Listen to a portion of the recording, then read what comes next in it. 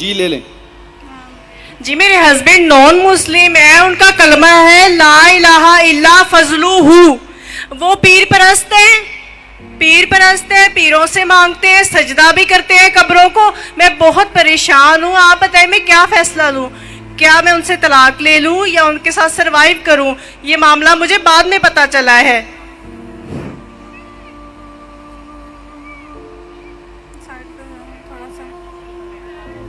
بہن نے کہا کہ ان کے جو شوہر ہے وہ پیر پرست ہے, انہیں بعد میں معلوم پڑا, تو میں کیا کروں؟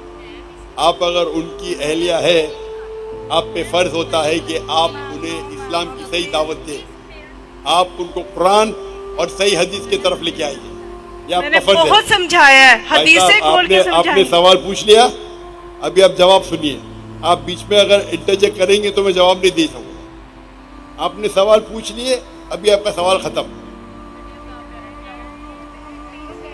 آپ کا فرض ہے کہ آپ ان کو دعوت دیں, اور دعوت دینے کے بعد اگر وہ نہیں مانے تو آپ ان کو الٹیمیٹم دے سکتے کہ آپ اگر شرک کر رہے ہیں تو شرک جو ہے, آپ نے کہا میرے شوہر شرک کرتے, اگر آپ کو یقین ہے کہ شرک کرتے تو شرک کرنا سب سے بڑا گناہ ہے, تو آپ ان کو الٹیمیٹم دے سکتے کہ دیکھو آپ اگر شرک کو نہیں چھوڑیں گے تو میں آپ سے کھلا لوں گی, یا میں جاؤں گی قاضی کے پاس اور آپ سے جو نکاح فسخ کروں گی. یہ اسلام میں شریعت کی اجازت ہے کہ آپ کھلا لے سکتے ہیں یا نکاح فسخ کر سکتے ہیں.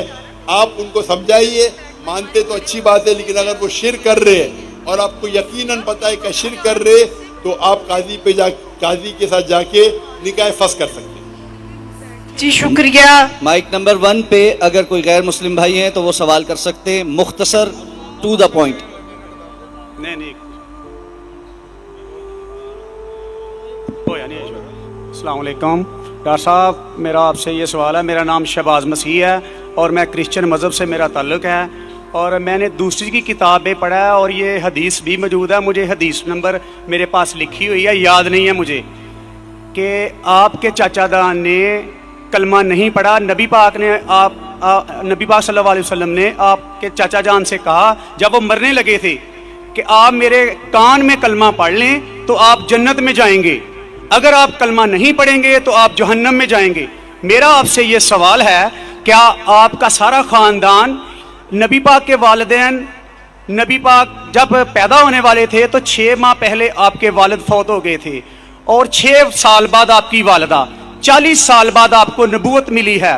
میرا آپ سے یہ سوال ہے کہ کیا نبی پاک کے چچا جان اور والدین جنت میں جائیں گے یا جہنم میں؟ نہیں یہ سوال ہے نا بیٹا. جی یہ میں نے پڑھا ہے نا. بھائی صاحب کا سوال ہے کہ محمد صلی اللہ علیہ وسلم کو نبوت 40 سال میں ملی, ان کے خاندان والے, چاچا جان, ان کی والدہ, ان کے والد کیا جہنم میں جائیں گے یا جنت میں جائیں گے؟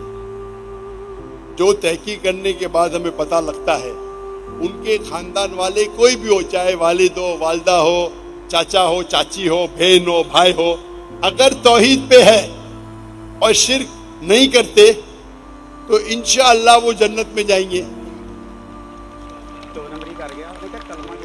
اللہ کے رسول کے آنے کے پہلے, اللہ کے رسول نبوت اعلان کرنے کے پہلے اگر کوئی شخص اللہ پہ یقین رکھتا ہے, ایک اللہ کی عبادت کرتا ہے اور شرک نہیں کرتا ہے, اس ٹائم اللہ کے رسول نے نبوت کا دعویٰ نہیں کیا تھا, تو نبوت ضروری نہیں تھی کہ محمد صلی اللہ علیہ وسلم میں ماننا جنت میں جانے کے لیے.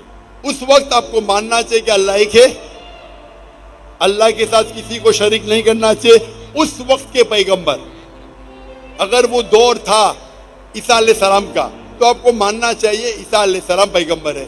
اگر وہ دور تھا موسیٰ علیہ السلام کا تو ماننا چاہیے موسیٰ علیہ السلام پیغمبر ہے.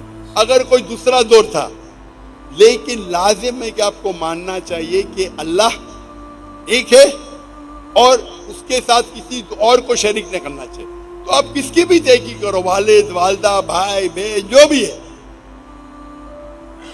آپ نے جو ذکر کیا تو اگر ان کے رشتہ دار چاہے والد ہو یا والدہ, چاہے بھائی ہو یا بہن, چاہے چاچا ہو چاچی, کوئی بھی ہو, اگر شرک کرتے ہیں, ایک اللہ کی عبادت نہیں کرتے تو وہ جنت میں نہیں جائیں گے, جہنم میں جائیں گے. آپ نے جو کہا, ایک حدیث کا ذکر کیا, آپ کو حوالہ نہیں پتا تھا کیا ان کے چچا, آپ صحیح فرماتے, ان کے چچا ابو طالب, انہوں نے اللہ کے رسول کو پروٹیکٹ کیا, ان کو محفوظ رکھا دشمنوں سے, کیونکہ وہ اپنے قبیلے کے تھے. لیکن وہ یہ نہیں مانتے تھے کہ اللہ ہی کے اور اللہ کے رسول محمد صلی اللہ علیہ وسلم کے پیغمبر ہیں, لیکن اپنے جان سے بڑھ کر ان کی حفاظت کی. اسی لیے اللہ کے رسول چاہتے تھے کہ ان کے چچا اسلام قبول کرے, لیکن انہوں نے قبول نہیں کیا. آپ کا کہنا ہے کیا وہ جنت میں جائیں گے؟ نہیں, کیونکہ انہوں نے اسلام نہیں قبول کیا.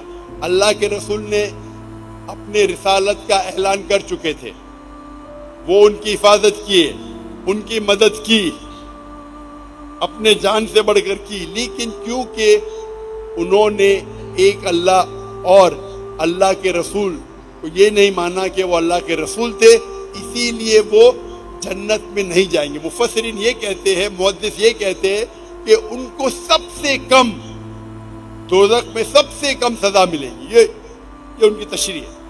لیکن کیونکہ وہ اللہ کے رسول کے پیغام کو ایکسیپٹ نہیں کیے, وہ نہیں مانتے تھے کہ محمد صلی اللہ علیہ وسلم اللہ کے رسول ہے, اسی لیے وہ جہنم میں جائیں گے. تو رشتہ دار ہونے کی وجہ سے کوئی اللہ کے رسول کے یا کوئی اچھے انسان کے آپ کو جنت نہیں ملیں گی. جنت میں جاننے کے لیے آپ کو ماننا پڑے گا کہ اللہ ایک ہے اور اللہ کے آخری رسول محمد صلی اللہ علیہ وسلم.